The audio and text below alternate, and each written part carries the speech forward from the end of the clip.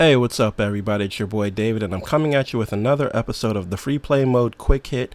It is June 18th, 2015, and right now I'm going to be talking about the new hottest thing for the Xbox One. It's not a game, it's backwards compatibility. And what I'm going to do is explain why backwards compatibility is a great thing for the Xbox One, because I read an article on Forbes.com where a contributor said that the backwards compatibility was actually a bad thing for the Xbox One when the Xbox One should be investing its time, energy, and resources into looking forward. And while I agree with that to an extent, I ultimately disagree with the article overall because I think going forward, backwards compatibility is a very good thing, and I'll have a link to the article in the description below. But why I think backwards compatibility is ultimately a good thing is that this past console generation with Xbox 360 and the PlayStation 3 was unlike any console generation that preceded it. Before, console generations were usually between 4, 5, 6 years before the next console generation kicked off.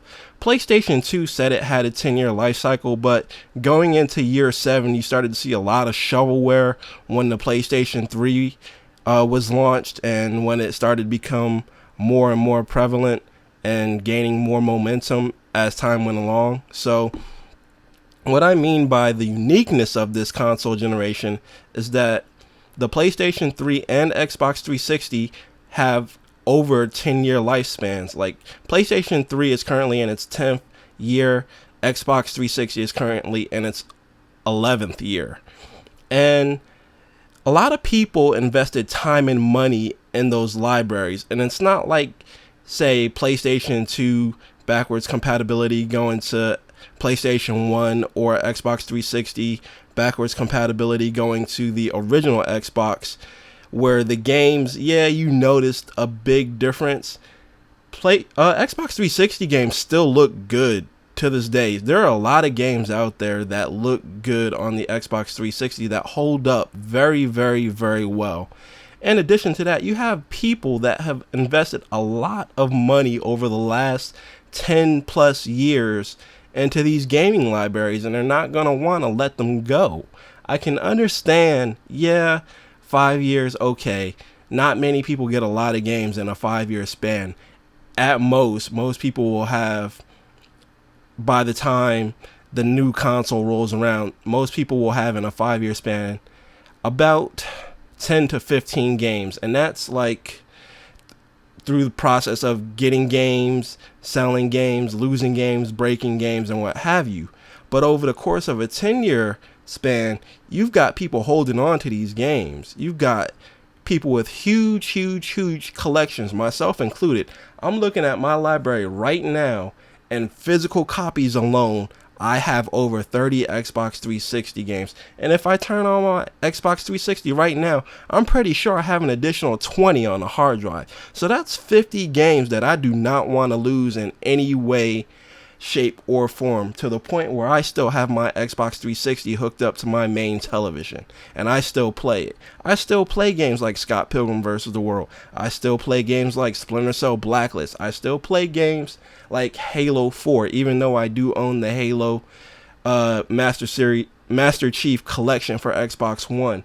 There are plenty of games that a lot of people out there still play for their PlayStation 3s and Xbox 360s. So you have to give tremendous kudos for Microsoft to do this, because I think there's two reasons why Microsoft ultimately did this. And the first reason is, as I stated, you have a lot of people out there with these huge gaming libraries that they're not willing to let go.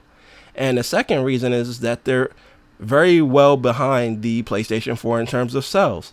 If Microsoft was not as far behind as they are right now in the current console generation to the PlayStation 4, they would not offer backwards compatibility, because, as the person in the Forbes article said, it is a lot of time, resources, energy and money to do this, because the way this is being done is they're essentially emulating the Xbox 360 OS on top of the Xbox 360 game itself. So with each individual game, you're also getting an emulator for that specific game and the Xbox 360 OS.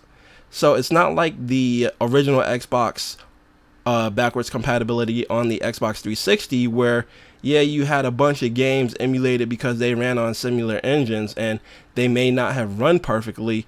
This is essentially emulating each game one at a time and including a very specific emulator for that game, as well as the Xbox 360 OS. Because when you boot up the game, because I am in the Xbox One dash preview program, so I do have access to the initial batch of games, and when you boot up the game, it initially downloads the game from the Xbox servers, the Microsoft servers, because Microsoft does have digital copies of pretty much every game that they've ever released on its servers, and it downloads the game onto your hard drive, and then it boots up into the Xbox 360 OS, complete with boot screen and all, and then it boots into the game.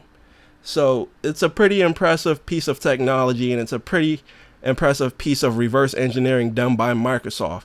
And I want to know what you guys think about this. Is Microsoft doing the wrong thing by committing resources to backwards compatibility, or are they doing the right thing? Leave a comment in the comment section below. If you like this video, thumbs up or thumbs down. And if you're feeling creative, give me a video comment. If you're not subscribed to this channel, please do so and tell your friends about it. This is David from the Free Play Mode signing off, hoping you have a good evening. Peace. I'm out.